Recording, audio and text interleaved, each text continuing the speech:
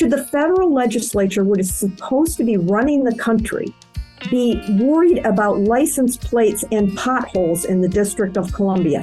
That is a big part of, the whole good government issue that you're talking about. We would also have a say over nationwide decisions that affect us like they do everybody else, whether to go to war or not. We've fought in every war since the beginning of the Republic, but we've never had a vote in whether or not we should go to war. The fact is, we're the only national capital in the world where the citizens don't have representation in a democratic elected government. Yeah, DC very much has a soul, and its people are proud of our history and our culture. Welcome to the Good Government Show. I'm your host, Dave Martin. We're going to change things up a little bit on this episode. Instead of talking one-on-one with a government leader, I'm going to have a conversation with two people who are most definitely not in government. Coming up is my conversation with Lori Masters and Bruce Spiva. They are both on the board of the DC Statehood PAC. This is an organization that is pushing to make Washington, D.C. a state. Washington? A state, you say? Could the nation's capital be a state? Well, yes, it can. In fact, there's really no legal definition of a state. Congress does have the authority to admit states, but the Constitution says little else about, new states and what a state is. They just say they can vote them in. So here are some Washington, D.C. fun facts. There are over 700,000 citizens that have no voice in Congress. Congress, the big white building that's just a few blocks from the home of some of the local residents. In fact, citizens of Washington, D.C. did not even get the right to vote. The right to vote until, ready for this, 1961. Think about that.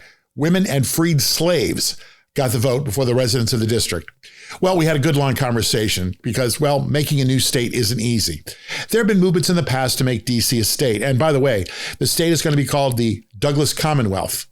Get it? D.C., Douglas Commonwealth? And that's named after former resident and abolitionist Frederick Douglass. But the movement's been picking up a little bit of momentum lately, and we're going to get into all that and a lot more, and that's all coming up. DC Statehood after the break. The Good Government Show is sponsored by NACO. That's the National Association of Counties. County government is actually the oldest form of government in the United States, and it touches more people directly. Roads, highways, hospitals, schools, recycling, law enforcement, water and sewers. In most of the country, those services are maintained by the county. That's county government. NACO is a nationwide organization that represents all 3,069 counties across the USA. NACO helps county government work better together through things like sharing best practices. Because when county government works well, that's just good government.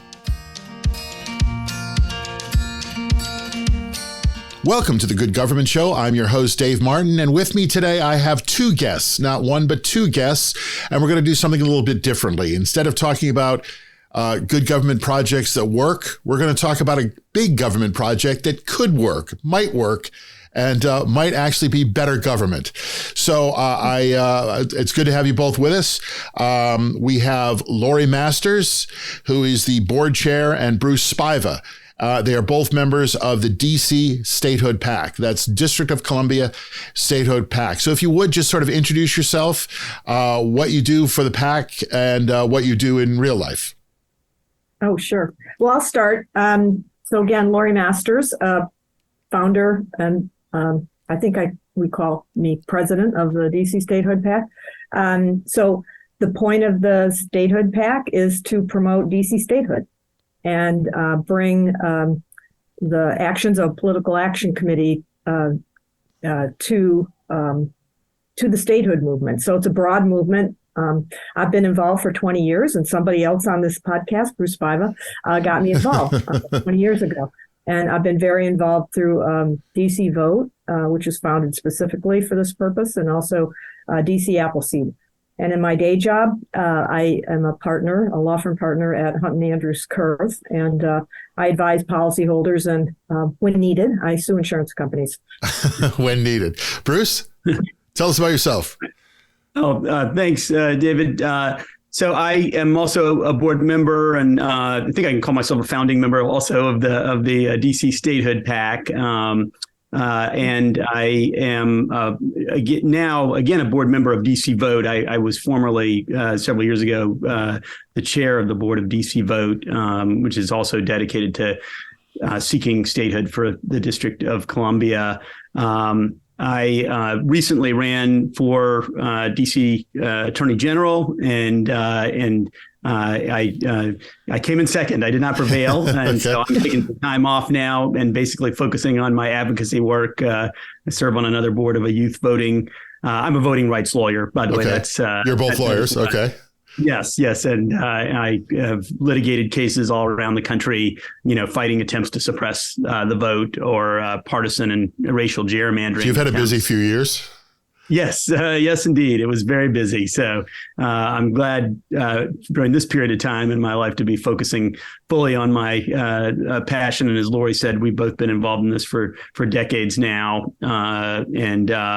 So glad to be able to devote so much time to this at this point in my career. All right. So I guess my first question is, this has been a movement that's been going on for quite some time. How long has there been a push to turn DC into the District of Columbia into a state? How far back does this go? Well, I mean, I don't know, Lori, you may know differently, but my understanding is that it began around 1970 or near the advent of home rule in the district. The district used to be ruled directly by Congress, and in the initial election, I think for the first mayor's office, one of the candidates made that his platform, a fellow named Julius Hobson. Was this 1973? Well, I believe it was 1970. So there was no mayor, there was no city council, there was no government of any type in Washington, D.C. up until that point. Well, it was governed directly by Congress, okay. And I believe they appointed some kind of a mayor. And Lori, you correct me if I'm getting some of this history wrong, because I know you know this stuff as well. But and there had been a council 100 years prior, okay. And Congress dissolved it. And unfortunately, our community was governed, if you can call it that, by a lot of segregationists from the South on these very powerful committees in the Congress. And they basically treated DC as their little fiefdom, enforced segregation, did all kinds of things to trample on the rights of the citizens of DC who then were predominantly Black. Are you both native Washington District of Columbia residents? I'm not a native, but okay. I've lived here for more decades than I'm going to admit to. And as I like to say, I said this to you earlier, David. Yes. I have the passion of the converted. So that's right. And I'm not a native either. I've been here for 3 decades, which is not as long. I won't totally you, Lori, but not as long as Lori. But yeah, I'm the same way. I love the community and I'm very committed to it. As Lori raised her son here, I raised my 2 sons here as well. But I'm not a native. But I'd like to just follow up a little bit, David, sure. on the history, just so that people are aware. There's a reference in the Constitution to a district not exceeding 10 miles square in Article 1, but the district wasn't actually constituted until 1801. So the Constitution, of course, was ratified in the 1789, late 1780s. So there was not a District of Columbia per se until 1801. People get that wrong. So it's not that the Constitution says, oh, you have to have the District of Columbia as an entity as it's presently constituted. That's not correct. But I did read, I did a little research here. There is the way it was written, the district was never intended to be a state. It was always supposed to be a separate entity. I think the fear was that if it was a state, that the state would have undue power over the federal government. Is that correct? I think that's partly correct in the sense that's what they wrote. Whether that's what they actually wrote, as Lori just mentioned, was that there would be a federal district not to exceed 10 square miles. Over which the federal government would have exclusive sway, but it didn't say how small it could be. And so the proposal on the table that has passed the U.S. House 2 times now would shrink the size of the federal district to essentially the National Mall, the White House, and similar federal buildings. And Congress would continue to exercise exclusive authority. And the rest of what we now know as the district, our neighborhoods, our churches, our synagogues, our parks, our people, right? That would become the Douglas Commonwealth. And there's nothing inconsistent in the Constitution with that. So let's sort of step back a little bit. Is there any definition of what a state is? We have 50 states. We have Rhode Island and Delaware, very small states. California, a huge state. We have North Dakota and Wyoming, small populations. Florida and New York, huge populations. Is there any state definition anywhere? I could just say briefly that it's defined in the Constitution. I mean, the Congress has the authority to admit new states under Article 4 of the Constitution. Right. And so once a state has been admitted, it then has prerogatives in our Federalist But is there system. any definition of what a state actually is at all, anywhere? The Constitution doesn't really say a state is X, Y, and Z, but I think we all appreciate, and I think it's generally understood, that it's a political entity with defined borders and powers over the citizens. So if you want more specifics, I don't think you're going to find them in the Constitution. Okay. Just curious about that.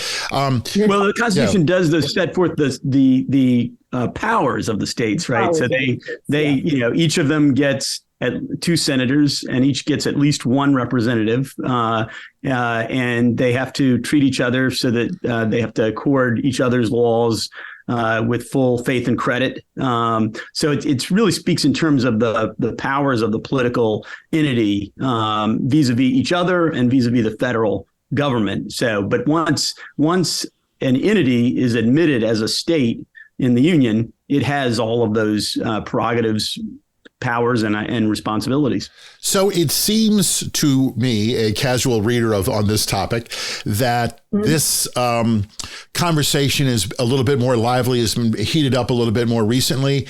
Are you closer to becoming a state? Well, closer than what? Well, closer than you were 10 years ago. I mean, it seems like there's more conversation around this topic now. Yeah. Look, just to also be clear, I think there's been a push for DC autonomy and local self-government, right? Just that's what we're talking about since 1801. There have been hiatuses. There was a 100-year period where I would say, establishment, perhaps white establishment after Reconstruction, decided that we, the royal we, didn't want to have elected government anymore in the district. But there's been agitation for that throughout. But in terms of being closer to statehood, I think Bruce, did have it right in terms of actually talking about DC as a state in the maybe late 60s and early 70s as part of the civil rights movement. I think this is the unfinished work of the civil rights movement. DC's part of that. But my view, and Bruce can weigh in here, I think we're closer than we were 10 years ago, certainly 20 years ago when Bruce and I started this. Okay. So there's been progress? Absolutely. Yeah, I absolutely agree with Lori. I think that it's funny because in some ways, I think we are closer than we've ever been. And yet, like they say with telecom, the last mile is the hardest. Right. We now have 45 or 46 senators who co-sponsored a statehood bill in the Senate. We've never had anywhere near that number of senators who were willing to sign on to and vote for statehood. Obviously, you need at least 51, and that's assuming that something is done with the filibuster. Right. But 45, 46, and some of those others who just haven't signed on as co-sponsors, I think, have voiced support. So I think we're much closer. Certainly, I agree with Lori than we were back in the late kind of 2000s, early 2010s. But we as we saw a couple weeks ago, that wasn't technically a statehood issue, but Congress still hasn't gotten past its inclination to kind of trample on DC when it wants to, so we still have a ways to go. But I think you're correctly perceiving that there's a lot more talk about it right now, and it has kind of come in waves. Yeah, and each wave gets a little closer, and then it kind of recedes. And is this we're something? hoping that we can, I'm sorry. Is this something everyone, the citizens, the residents of DC is talking about? Is this, you go to a cocktail party and is this something everyone brings up? I mean, is this a topic of conversation for everyone? You may not be asking the right people here. You don't go to cocktail parties? Come on. At our cocktail parties, it does. Okay. All right. I don't go to cocktail parties as much as I used to, but the cocktail parties I'm going to might be people who think like I do on this issue. So that's really where I'm going with that. But yeah, I would say that it does come up a lot more in conversation. I think there's also still part of us in DC that feels that, we can't get this, so maybe we just give up. But since we are closer than we ever have been before, and because you don't get anything without asking and demanding for it, right. We're here to say, statehood is a thing, and we can no longer as a country continue to deny more than 700,000 Americans that live in the District of Columbia the basic rights of self-government that everybody else has. So how did you get taxation without representation on the license plates, and how did you get that past the federal government? Well, I think that's a state thing, is it not? Well, I don't know. Who makes it? I mean, Washington, D.C. has license plates, and it says taxation without representation, right? Yeah, it does. And that occurred in the early 2000s, I believe, maybe late 90s. I don't know if remember the specific. We were both here, and I remember the discussion of it. And did someone in the federal government have to sign off on that, or when someone's driving around going, how did that happen? David, this is one of the things, right? I mean, we have a federal legislature. This is a case in point, right? Should the federal legislature, which is supposed to be running the country, be worried about license plates and potholes in the District of Columbia? That is a big part of, the whole good government issue that you're talking about. Who should make those decisions? Should it be people from Wyoming who probably don't even live here, but certainly don't consider themselves citizens of the District of Columbia? Should they be making these decisions? That's not good government. They don't know what we as citizens want. Executive summary, what would the benefit of statehood be for residents? Well, I think that it'd be myriad. I mean, first of all, we would have 2 senators and at least 1 representative in the Congress who we could go to, like everybody else in the nation does, to serve our interests. And so that's a huge benefit. I mean, that's the whole theory of our government nationally, right? Is consent of the governed, but not only that, but an ability to get the interests of the local jurisdiction served by people who come to Washington. We'd already be in Washington to serve your interests. We would also have a say over nationwide decisions that affect us like they do everybody else, whether to go to war or not. We've fought in every war since the beginning of the Republic, but we've never had a vote in whether or not we should go to war, whether to raise or lower taxes, how much money to spend on the Build Back Better Act, and whether there should be a child, on and on, right? We would have our voice in those decisions, and those incredibly impact people here in the district who also pay federal taxes as we do local taxes.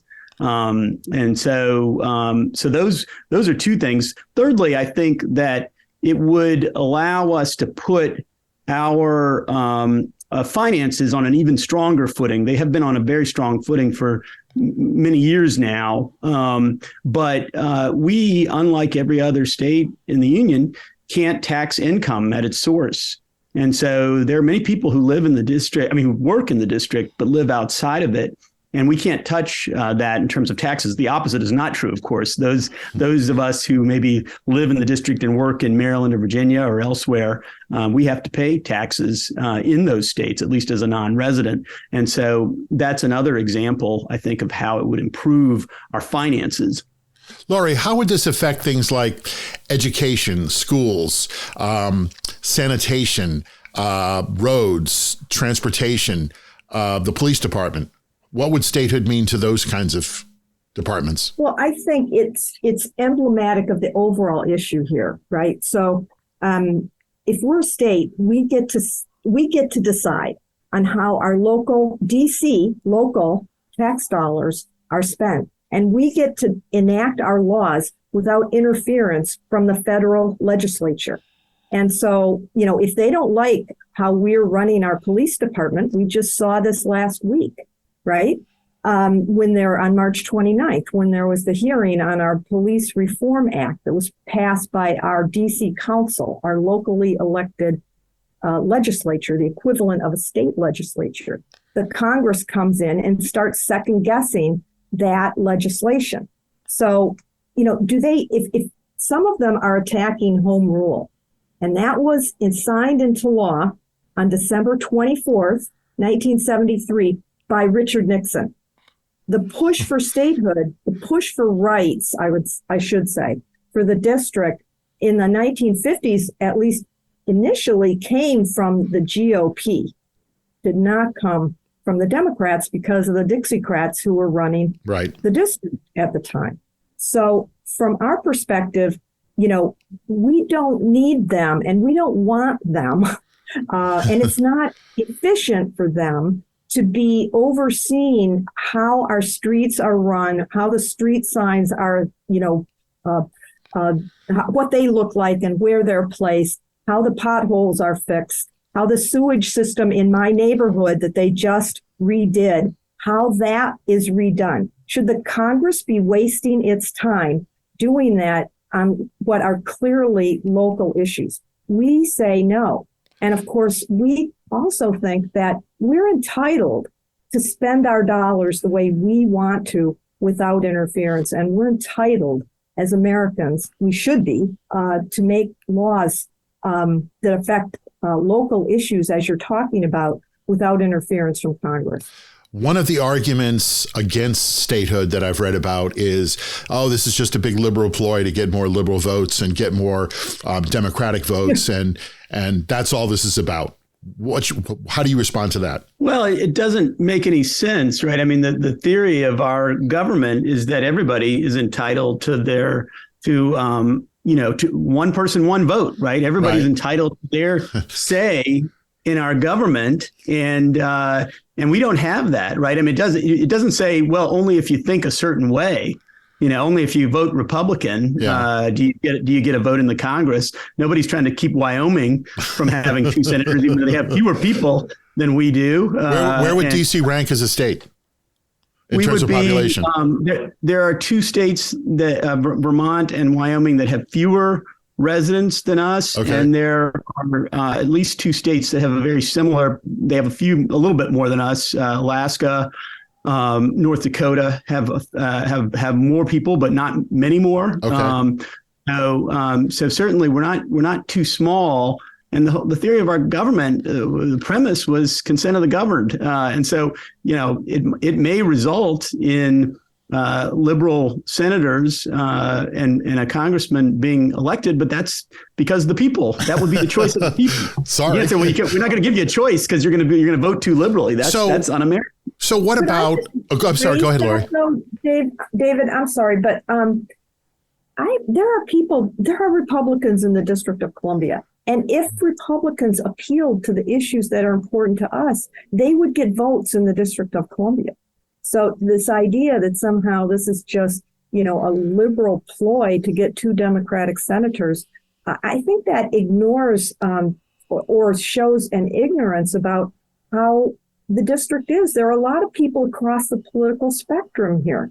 And a lot of people would like, I think, people have told me this, saying, don't think you're pushing. Not at a cocktail party, but. Yeah. Well, whatever. Okay. They may not be at cocktail parties, but I go to other events. All right? A brunch, perhaps.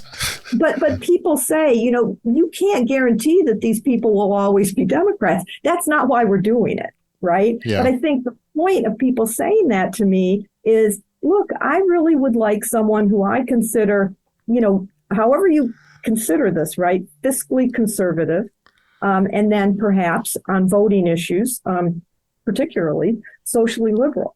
So there are a lot of people like that who the Republicans can get to support them if they will just appeal to us. So if Washington, D.C. were to become a state, that could open the door to Puerto Rico becoming a state, Guam becoming a state, other U.S. territories becoming states. Is that a problem for anyone? It's not a problem for us. I don't know, Bruce. Do you see it as a problem? I don't see it as a problem. I do think there are differences between us and those other territories. First, is the American Samoa the next state? I don't know.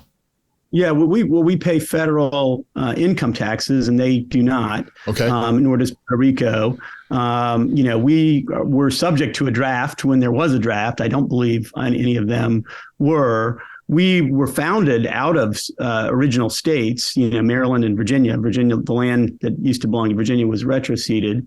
But so we are part of the original project of American democracy. I'm not against anybody else becoming a state. I think you would. There are differences, though. I mean, Puerto Rico has had several referenda, and there are three different choices, right? And so you don't get a clear answer all the time as to what the people of Puerto Rico actually want. And so you'd have to look at those differences. I'm for more democracy. Certainly, I'm not one who would say be against anybody gaining their rights, but there are real and significant differences, I think, between the situation of the people of the district and those other places. In 2016, we had a referendum here in the District of Columbia asking this question if people want to be a state. And my recollection of this is that it was 86% of us who said yes. When do you get 86% on anything? Is there any downside to becoming a state? I can't see any. I mean, we would have to stand on our own 2 feet, obviously, but we do that now, right? I mean, now Congress does provide some money to make up for the fact that there's so much untaxable land that the federal government takes up, but we're still a net provider of funds to the federal government. We pay the most in taxes per capita of any state. And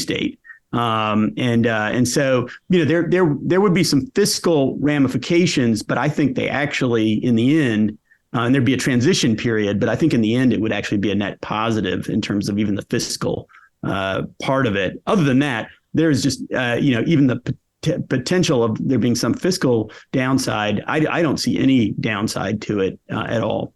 Is there any? Also to say, that the federal payment that Bruce is talking about is less than 3.5% of our budget. So it's not this, huge giveaway to the District of Columbia. And it is compensating us for the fact that there's a lot of property here in the district that we can't tax. Is there any similar situation in the world where there is a challenge that's similar to what you have trying to become a state in a larger nation? I mean, is the Vatican City the same? Is there, is there any? It's a nation state, the Vatican City, within, Rome or Italy. Right. But the fact is, we're the only national capital in the world where the citizens don't have representation in a democratic elected government. There may be places where they don't have rights, but that's because you don't have rights in the country, similar democratic rights in the country as a whole. Is DC going to become a state? Absolutely. You're not in this for half measures, David. Yes. I mean, and also I think it's important to say that sometimes it's darkest before the dawn. Okay. Right. So, Are we in the dark time, or were we in the dark time? well, we're not, we're on the side where we're not yet a state. And so Right. some people maybe we felt a little bit better about things a couple years ago. In other words, before the new Congress came into play and before these hearings on some of our locally passed legislation. But we have more, I think, momentum than we have had in a long time. And you have to plan for success. We're not planning for failure here. No, you can't. There have been numerous votes that have been cast in Congress. Have they all largely passed on some level for pro-statehood? Well, in the House, the statehood bill passed twice in two separate Congresses.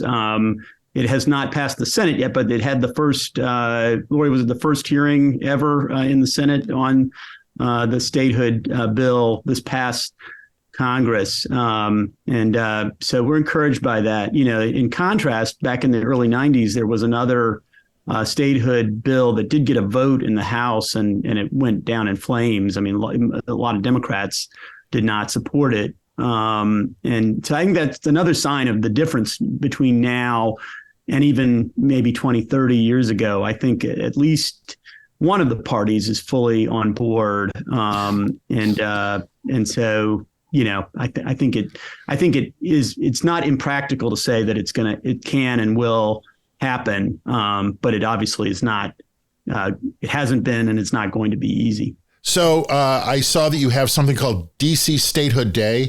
That's going to be on May 1st of 2023. What is DC Statehood Day? Well, DC Statehood Day is a day for us to bring our issue to the public, to people around the country, around the world, really. I think Bruce probably has this experience too, but, I'm a lawyer, so I go through a lot of legal conferences. Even a lot of lawyers don't understand our situation here. So we need to make sure that everybody understands this. And then we want to make the demand on DC Statehood Day that we're entitled to the rights that everybody else has in this country, all the other American citizens who do live in states. So that's the point of DC Statehood Day, 5-1 for the 51st state. 5-1, 51st. Got it. Yes. All right. And you have merch, don't you? We have merch at www.dcstatehoodpack.com. Absolutely. Look at our website, see what we're about. Join us in this effort, because this is not just about DC. This is about democracy and the ideals of this country. This is part of the effort to make the United States of America what it always has promised to be.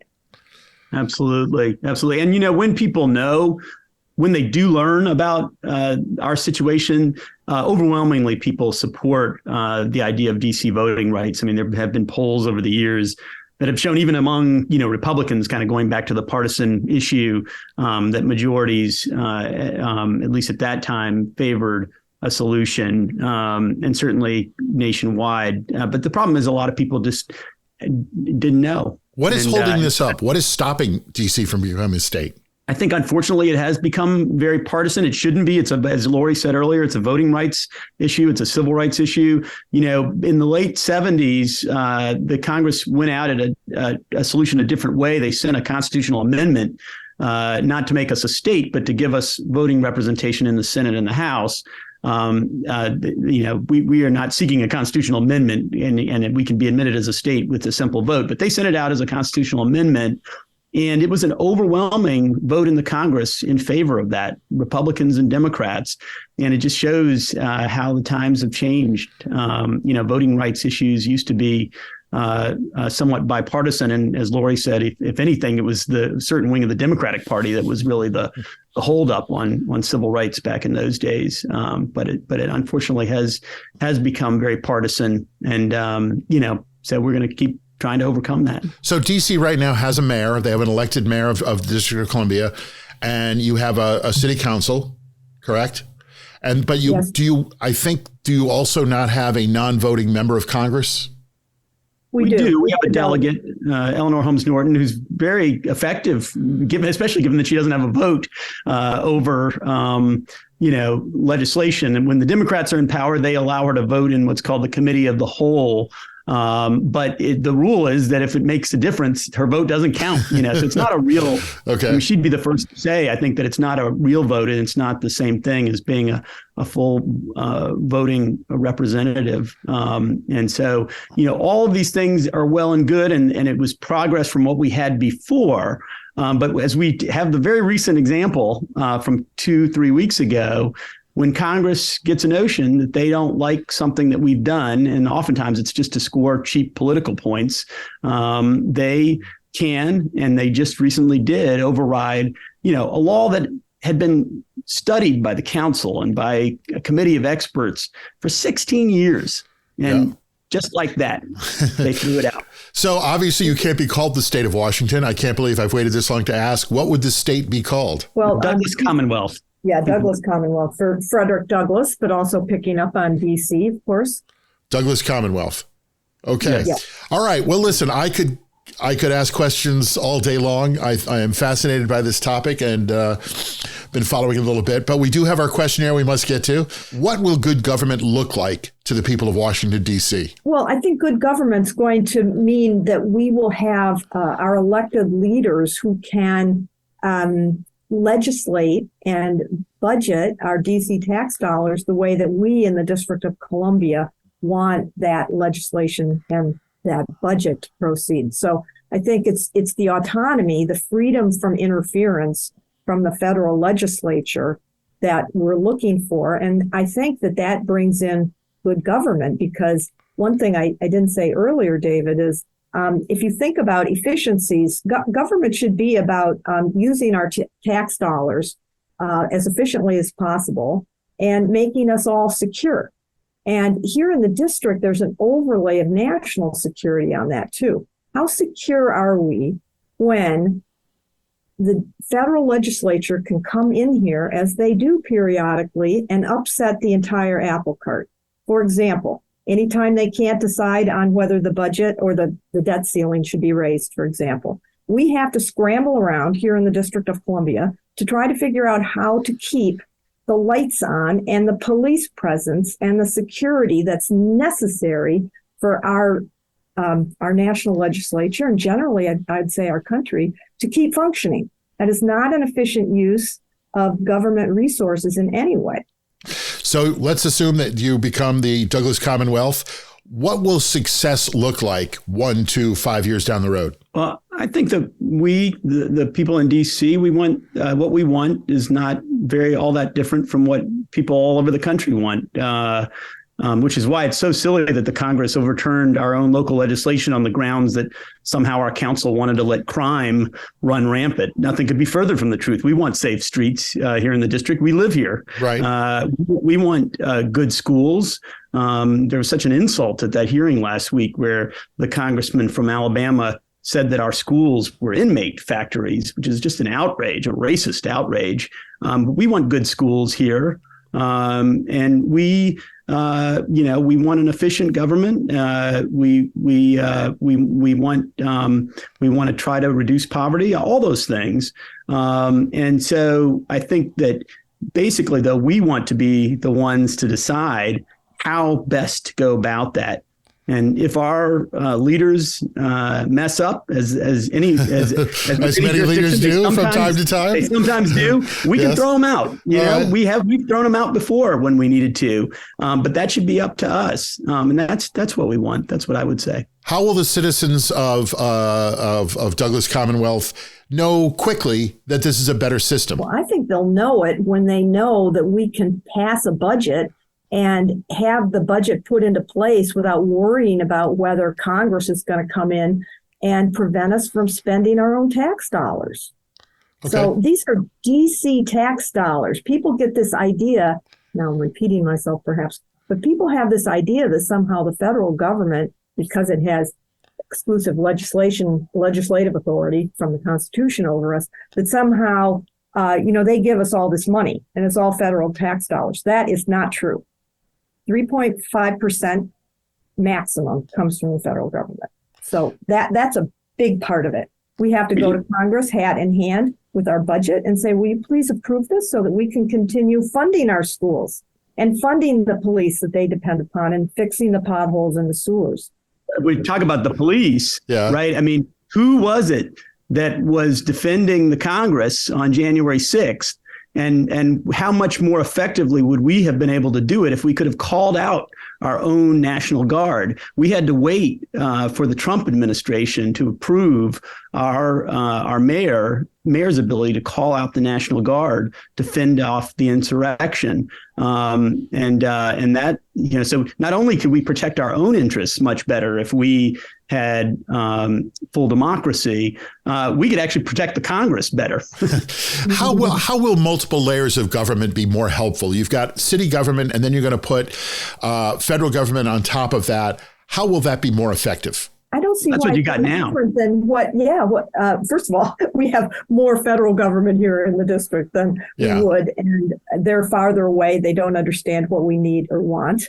And then why is that any different than, say, Maryland, Virginia, Wyoming, California, name any state, right? So what we would actually have is more rights to go and demand what everybody else gets, say, from the federal government. When you had the infrastructure bill, the COVID relief, we initially didn't get what we think we were entitled to given our population. So this would give us the opportunity to go into the Congress, the federal legislature, and ask for what everybody else is entitled to ask for, but would also mean that we don't have to worry about the interference and try to, we're looking over our shoulders, we're spending extra tax dollars to try to figure out and overcome instances like the budget impasses where we can't proceed with our government here in DC that affects us in DC and nationally, affects the Congress, in other words, without, spending a lot of extra time, money, and I would say political energy trying to counteract what they're trying to do. I'm going to ask you both the same question. I'm looking for your sort of briefest, most succinct synopsis. What's the one thing you'd like everyone to know about this movement? Well, that we, are American citizens just like them. I mean, we do all the things that are responsibilities of American citizens in terms of fighting in wars and paying federal taxes and serving on federal juries. But but despite all of that, we don't have the same rights, and that's not right. And I think people get that at a very visceral level. That's contrary to, when this country started, obviously there were grand ideals in the Constitution, and we all know that they weren't actually put into effect right away. And every subsequent generation, we got a little closer. We had a civil war. Lawyers just can't be brief, can you? Yeah. Yeah, we had civil rights movement, and we got closer until we had the 19th Amendment, right? Right. But this is unfinished business, and it's very serious unfinished business. It's 700,000 American citizens just like them don't have any voice in the federal government and don't even really have local control over their local institutions. Lori, if you could be briefer, tell me the one thing you'd like everyone to know. Well, we and you can't do it, so don't even try. Go ahead. I might not be able to. Yeah, I'm a lawyer. I know. We want our birthright as American citizens, just as Bruce said, but I think it's also really important for people to understand that we live in the District of Columbia. We're proud of being citizens of the District of Columbia, and it is not a solution to say, oh, somehow you should go to Maryland. You should be retroceded. We'll come up with a fix that will give you voting rights, but won't allow us to be who we want to be. We're citizens of the District of Columbia, and we are entitled to be full-fledged American citizens of a state just like others in the country. Is there any hero in all this? Is there a political hero? Is there someone who's really led the charge? I would say there's probably many, many heroes. Many are unsung, and they go way back in history. But I mean, you could think about, I don't know if you, in asking that, if you were thinking about statehood specifically, but, Frederick Douglass lived here. He has his house in Anacostia, Ward, I think it's Ward 8, in the district. And He called for democracy in the District of Columbia. And he said, and this is what I like to say to people, because why a PAC? And why all these groups advocating for statehood? He said, democracy, power concedes nothing without a demand, is actually what he said. We have to demand it. And that this PAC and the statehood movement is the demand. What will Douglas Commonwealth be known for? What will be your signature? What will be your state bird? What will be the state dish of the Douglas Commonwealth? I think one thing that I would love to see kind of corrected in the national psyche, we here in D.C. know this already, but a lot of people think only of the Congress, and they really think of people who aren't D.C. residents when they think about us. But we have neighborhoods. We have Ben's Chili Bowl where you can go and get a half smoke. Yes, been there. We have wonderful parks. We have, despite what some may say, we have wonderful schools. We have. We have go-go music. We were the ones who invented that. I mean, DC very much has a soul, and its people are proud of our history and our culture. And so I hope that we are more effectively able to show that to the rest of the country. So maybe when they come here, they won't just go to the mall. Maybe they'll come to our neighborhood. Well, you can't have crabs. That's already been taken by Maryland. So is there a I guess is Ben's the national dish of DC of Douglas Commonwealth? It's probably one of the best known. I'll say that. And it's a great institution. I mean, it's been here through thick and thin. We're a melting pot, David, right? I mean, I think you live here and you know that. So I don't live there, but I've been there many, many times. Oh, sorry. That's okay. I understood that. No, I'm in Brooklyn. We're the truest sense of a melting pot here, I would say. And that's what I think also the country is all about. So, I don't know if there's one dish. Okay. There are many dishes. And we're proud. We're really proud of our diversity. It makes us who we are. I've been to, last time I was there, I was at a Brazilian steakhouse. I've been there for Thai, had a lot of Southern barbecue, been to the waterfront, some fresh seafood. So yeah, there's a lot there, certainly. So Douglas Commonwealth is now the 51st state. Give me an example of something that will absolutely positively be better when DC is Douglas Commonwealth. Just one quick example. We'll have voting rights and be able to have voting representation in Congress, full voting representation, advocating for our jurisdiction. Bruce? Yeah, I can't improve in any way on what Lori said. I mean, that is a good in and of itself. I mean, I do think it'll result in concrete goods, in terms of the fiscal posture and all those things we talked about earlier. But we've fought many wars over this, right? I mean, that's what it is to be a full participating citizen. It's our duty, but it's also our right. And so I know Lori and I don't think just speak for ourselves. I mean, we've had many, many conversations with thousands of people over the years, and they all feel that way, like we're treated like second-class citizens. So I think that's how I would sum it up: is we would now feel and be first-class citizens. And how can people get involved and help out? They can go on our website and contact us, dcstatehoodpac.com. Okay. And they can come out and support us on May 5/1, DC Statehood Day. DC Statehood Day.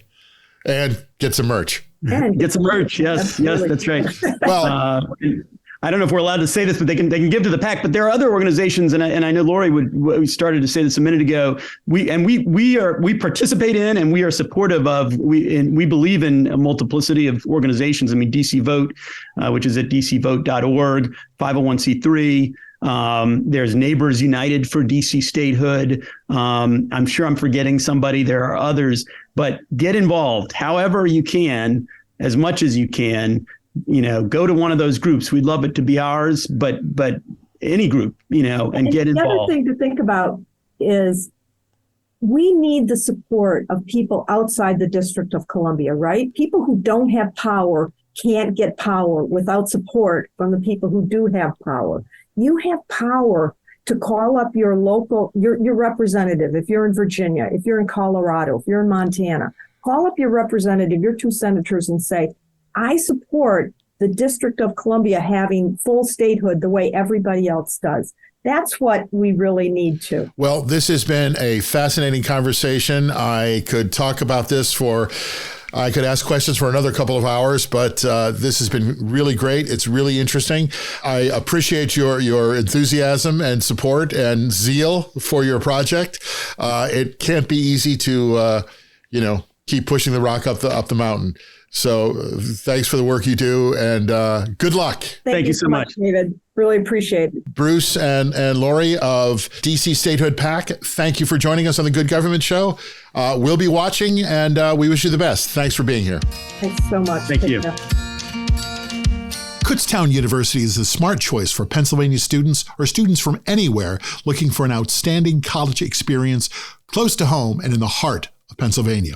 With over 130 majors, KU has endless academic opportunities. Kutztown also offers plenty of on-campus housing, 24/7 dining options, comprehensive support services to ensure our student success, and so much more. Kutztown has 22 NCAA Division II sports teams and a nationally recognized men's rugby team. How about that? Plus, you get it all with the affordable tuition of a state university. So visit kutztown.edu on the web, kutztown.edu, and see why it's good to be golden. So, are you ready for a 51st star on the flag? 2 new senators representing Douglas Commonwealth? It might just happen. Look, clearly there's a lot of work to do. There are a lot of hurdles to jump around, a lot of legal ground to cover, and many minds in Congress need to be won over. But as both Lori Masters and Bruce Spivak said, it's possible. And for the residents of the district, this is their choice. Will it happen? It hasn't yet. But the potential for real change is here. And, for fans of voting rights and better government, especially for the people in Washington, D.C., you could actually help. You can get involved. The last new state was Hawaii back in 1959. Could this be the year of Douglas Commonwealth? Let's keep watching. Thanks for listening. I learned a lot. Hope you did too. Let's keep our eye on this story, see where it goes. Join us again on The Good Government Show, when we have another conversation with someone actually in government next time, talking about what makes good government better. I'm Dave Martin. Join me again on The Good Government Show right here, where you're listening to us now. Me? Hey, I'm off to get a half smoke at Ben's Chili Bowl. Until next time.